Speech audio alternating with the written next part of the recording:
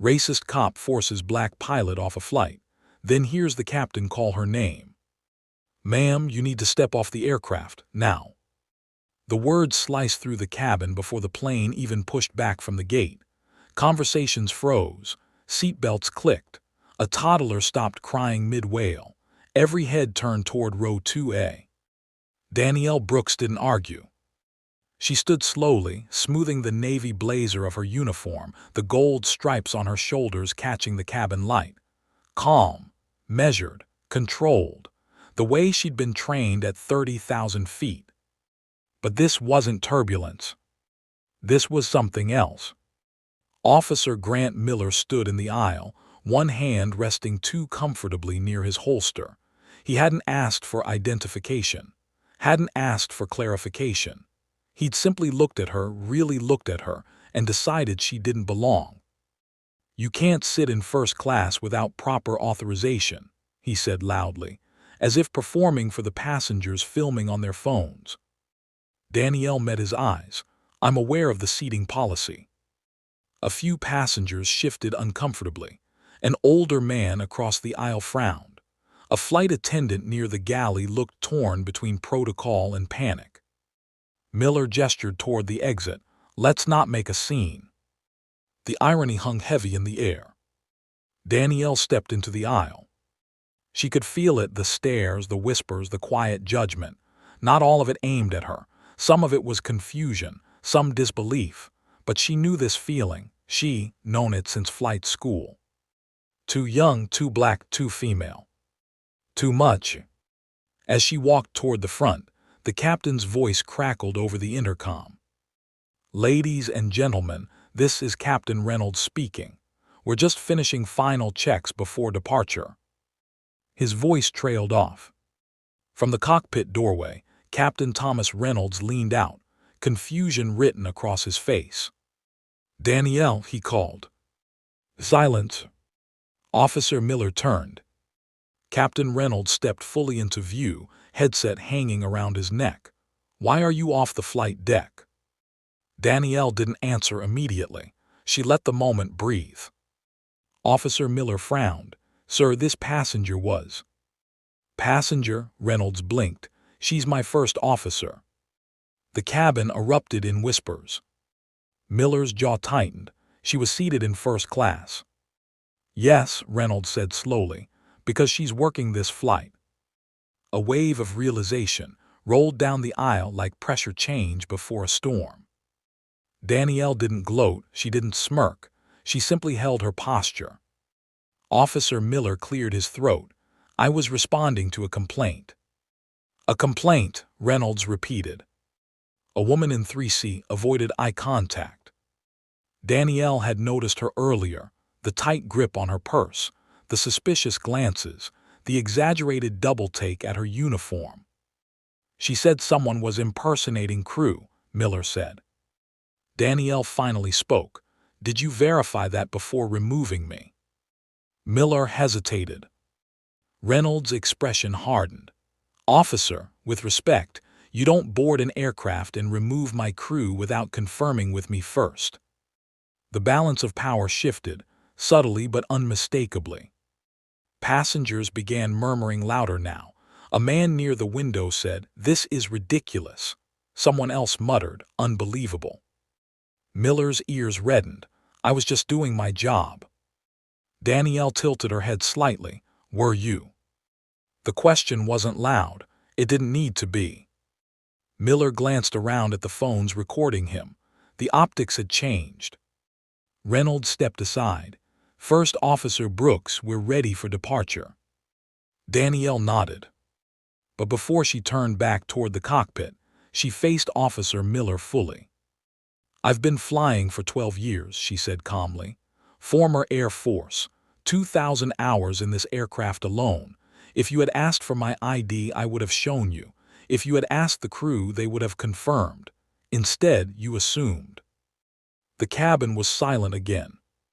Miller swallowed. "Ma'am, I assumed," she repeated gently. Plot twist number 1 had landed, but it wasn't the last. Danielle returned to the cockpit. The door closed. The plane pushed back. Inside the cockpit, Reynolds exhaled sharply. "You okay?" She adjusted her headset. "I've handled worse." He shook his head. "You shouldn't have to." Danielle didn't respond. She focused on the checklist. Engine start, fuel flow, instruments steady. But her hands just slightly trembled. The flight itself was smooth.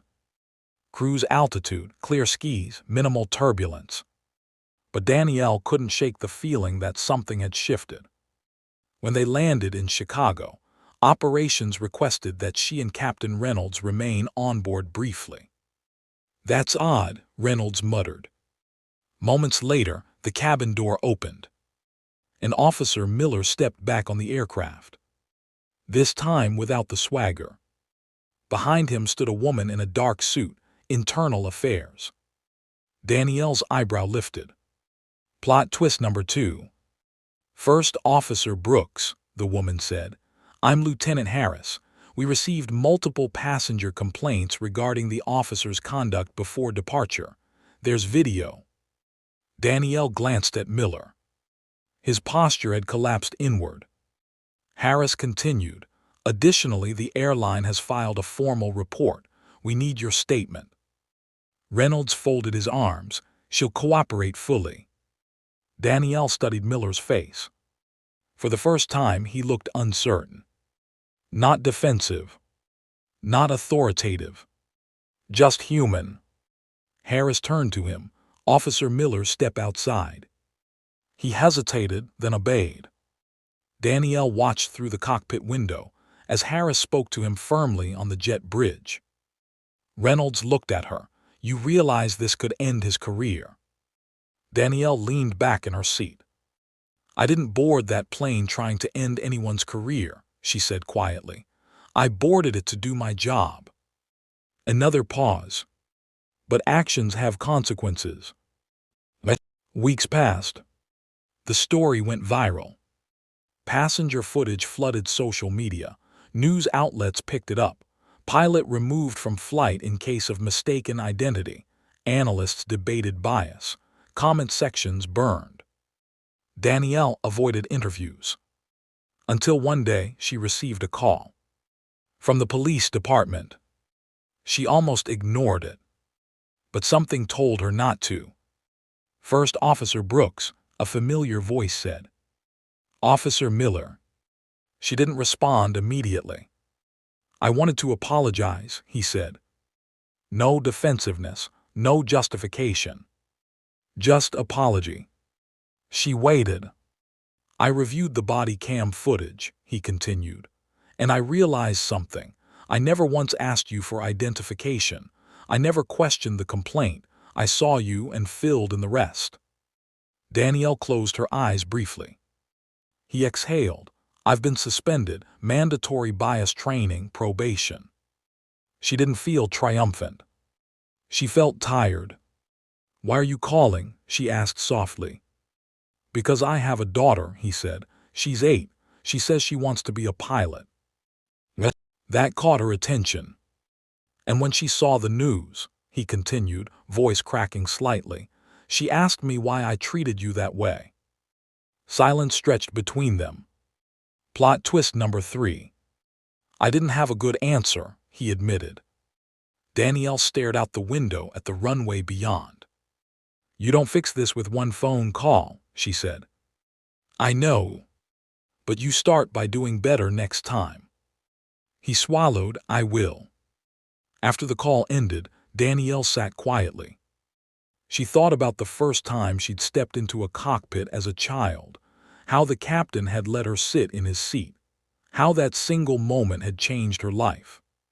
Representation mattered. Accountability mattered. But growth mattered too.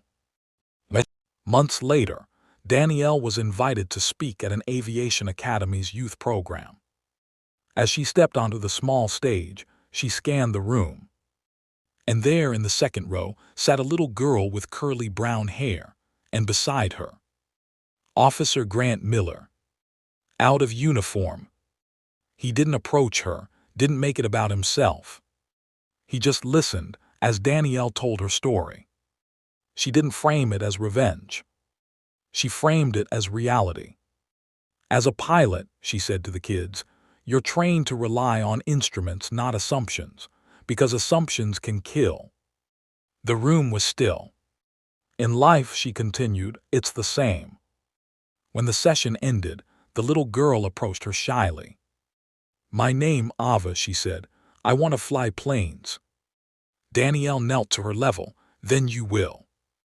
Miller hung back. Their eyes met briefly. No hostility. No friendship. Just understanding. The kind earned through discomfort. Through consequence. Through chain. As Danielle walked out of the academy that afternoon, sunlight spilling across the tarmac beyond the fence, she felt something unexpected. Not vindication. Not anger. Relief. Because the story hadn't ended with humiliation. It hadn't ended with revenge. It had turned, unexpectedly, toward accountability. And maybe, just maybe, toward progress. At 30,000 feet, you learn quickly that perspective changes everything. From the ground, storms look overwhelming. From above, you see the clear sky waiting beyond them. Danielle adjusted her sunglasses and headed toward her car. Tomorrow she'd fly again. Because that's what she did. Not to prove she belonged, but because she always had.